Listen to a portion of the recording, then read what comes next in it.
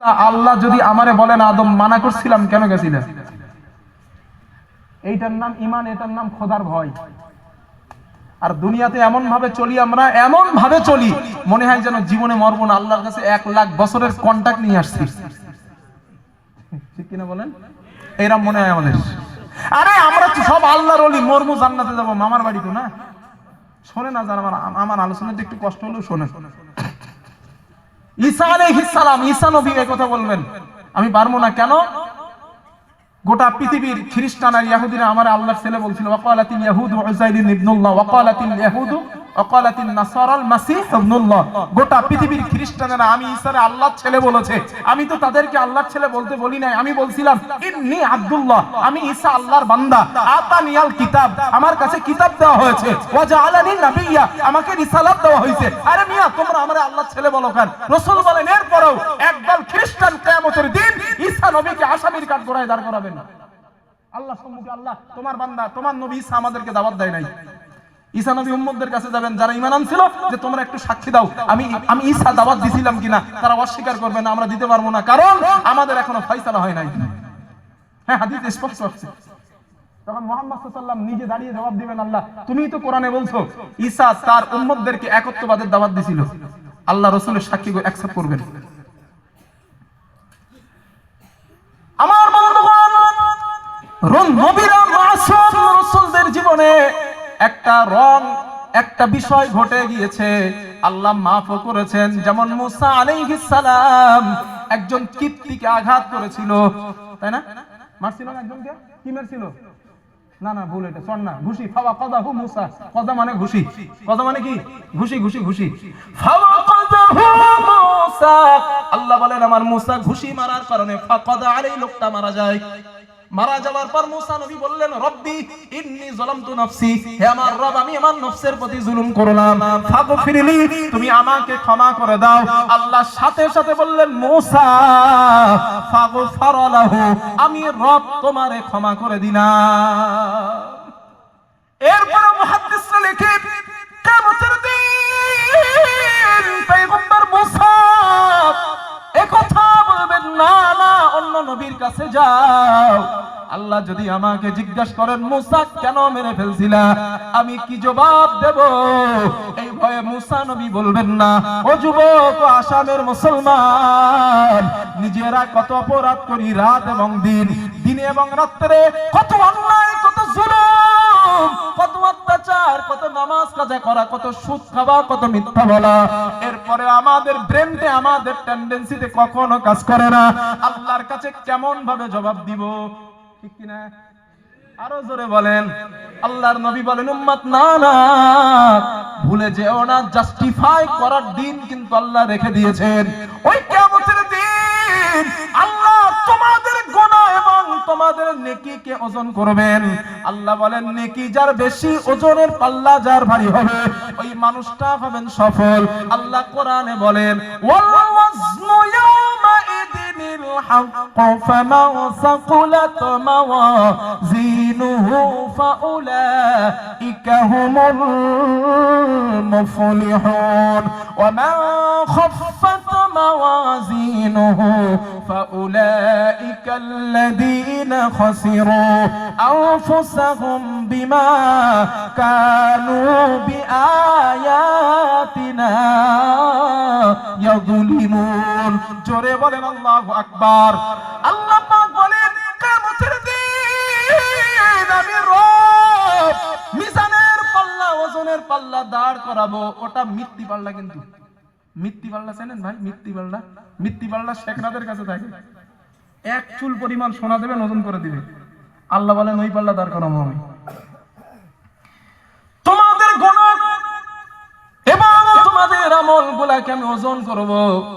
আল্লাহ বলেন আমি ওজন করব। ওই ওজনের মধ্যে যার নেকির পাল্লা ভারী হয়ে যাবে, আল্লাহ বলেন আমি তাদেরকেই সফলতা দিব, তারাই হবে জান্নাতি।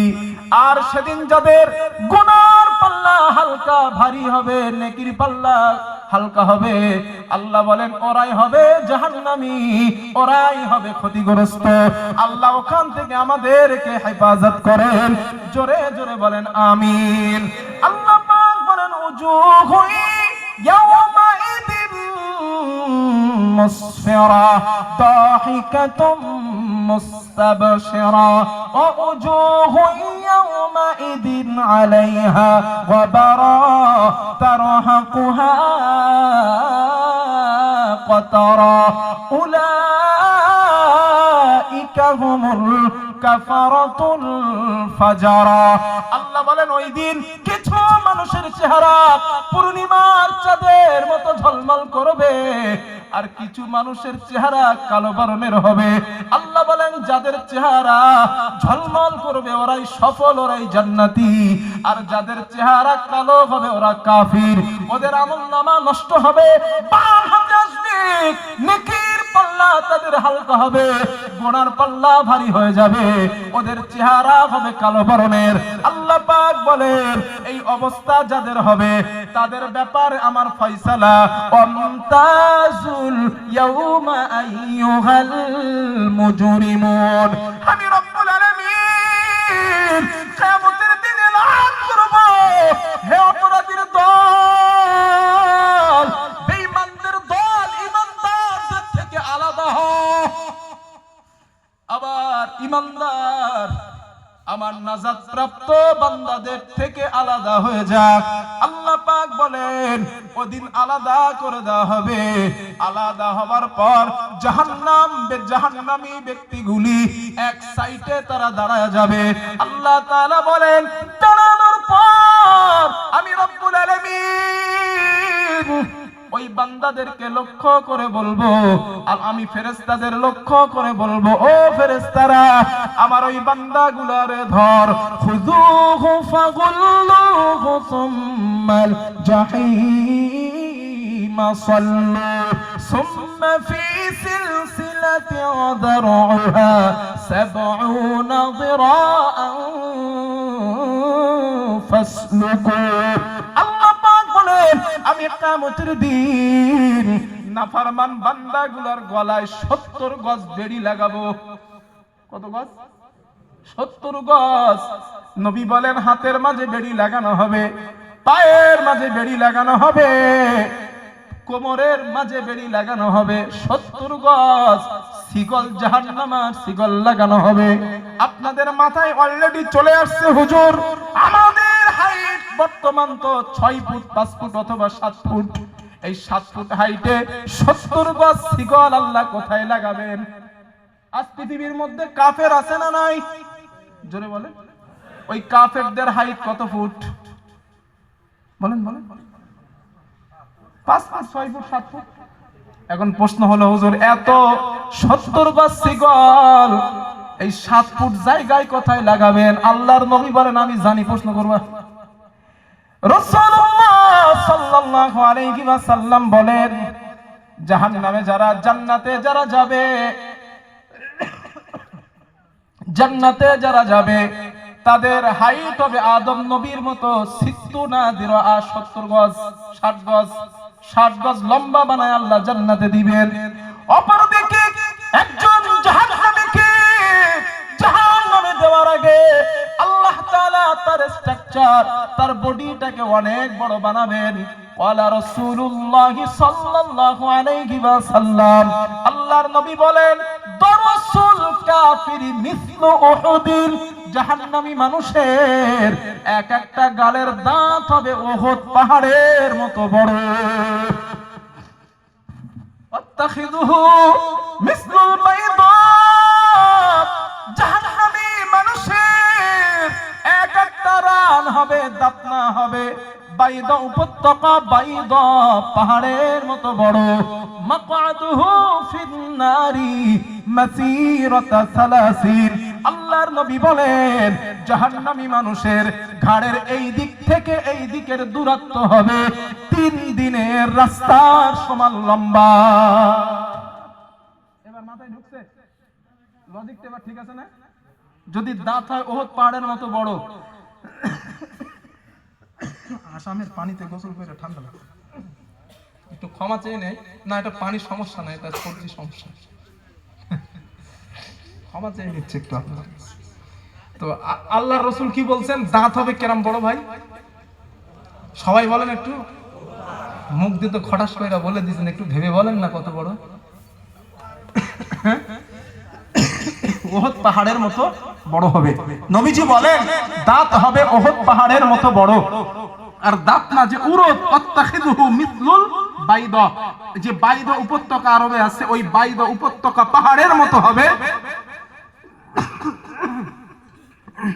আল্লাহ হেফাজত করো, বলেন আমিন। গরম পানি আছে দেন তো একটু খাই, সবাই বলতেছেন এটা একটু ফেলে দেন তো। এটা এরকম হয় না কোনদিন, আজকে ওই দিকে থেকে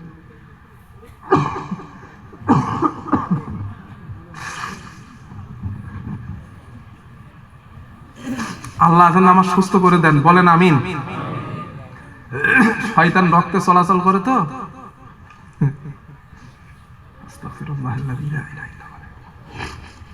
তো ভাই ঢেলুক কথা শোনেন তো, কি বলছিলাম আপনাদের যে দাপনা কত বড় হবে ভাই, একটু জোরে বলেন বিসমিল্লাহ। দাপনা হবে না, দাপনা 3 দিনের রাস্তা। কই বাইদা, বাইদা যে উপত্যকা, পাহাড় উপত্যকা, আরবের এক জায়গা আছে বাইদা, ওই জায়গার নাম নবী বলেন ওই জায়গা যে উপত্যকা আছে ওই উপত্যকার মতো বড় হবে জাহান্নামীদের দাপনা উরুত। আর ঘাড়ের এই দিক থেকে এই দিকের দূরত্ব হবে 3 দিনের রাস্তার সমান। অন্য হাদিসে নবীজি বলেছেন মক্কা থেকে মদিনার দূরত্ব যতটা, এক এক জাহান্নামীর ঘাড়ের এই দিক থেকে এই দিকের দূরত্ব ততটা হবে।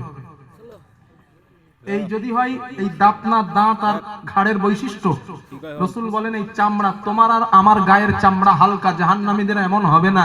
ওয়া গালাদু জালদিহি, জাহান্নামীদের গায়ের চামড়া মোটা হবে ৭০ দিরা, ৭০ গজ মোটা, ১৪০ হাত। আমি বলি নাই, রাসূল বলেছেন। জিহবা হবে 3 মাইল রাস্তার মতো লম্বা, 3 মাইল হইলে যে রাস্তা হয় এরকম লম্বা হবে। আমার বন্ধুগণ, এই বিরাট স্ট্রাকচার, বিরাট দেহ নিয়ে আল্লাহ তাআলা জাহান্নামের মধ্যে অপরাধীদেরকে ফেলে দিবেন।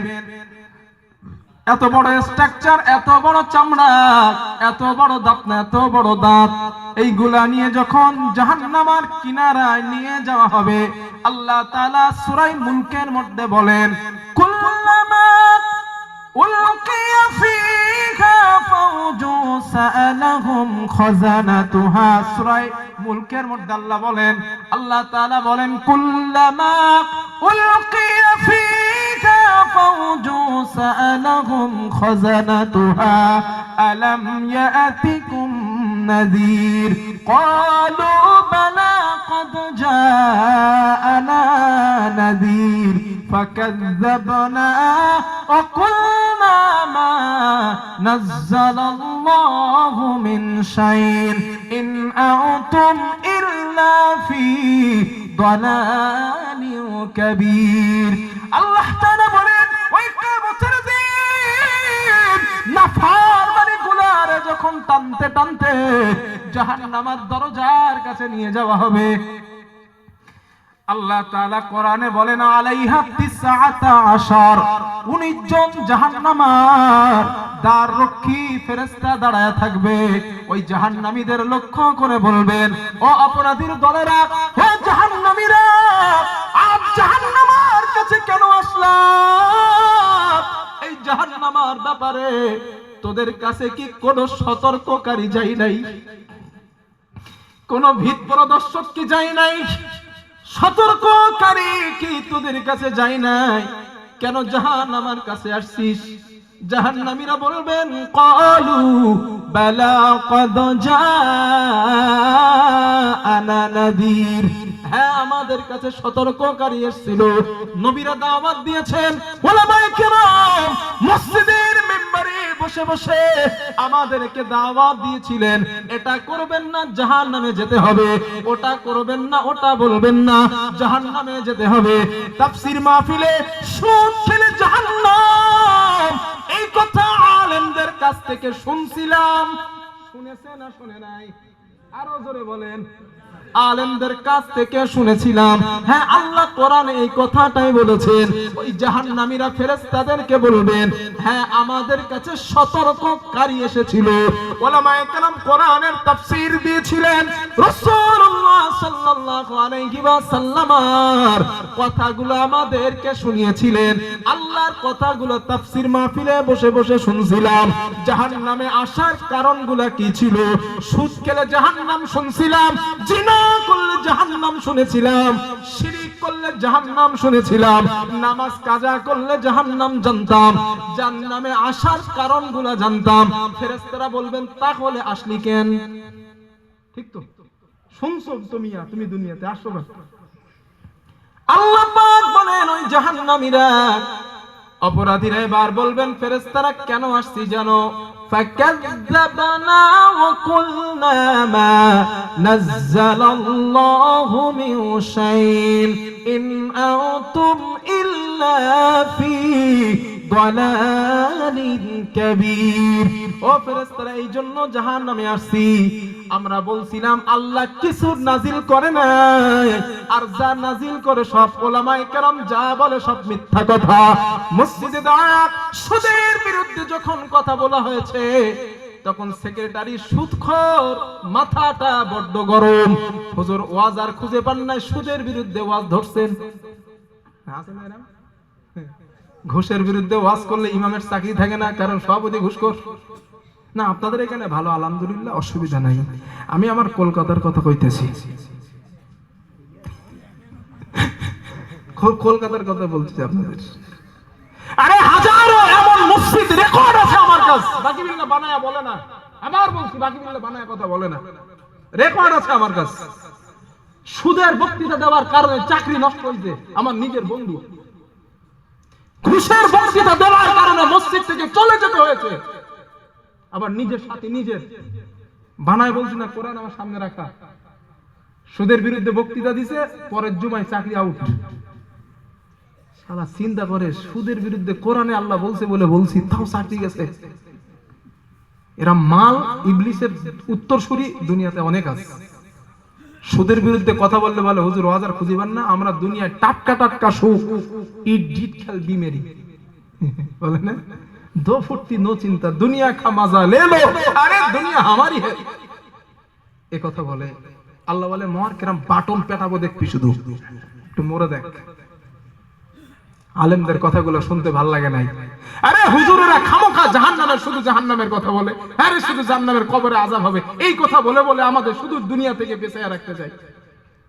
আল্লাহ বলে, এটা বলবে তারা, এই কথা দুনিয়াতে যারা বলছে না, এই কথাটাই জাহান্নামের সামনে দাঁড়ায়া ফেরেশতাদেরকে বলবেন, হ্যাঁ আমরা অস্বীকার করছিলাম, আলেমদের কথা অস্বীকার করেছি, নবীদের কথা অস্বীকার করেছি, আরে কোরআনের কথা অস্বীকার করছি, আমরা মানি নাই।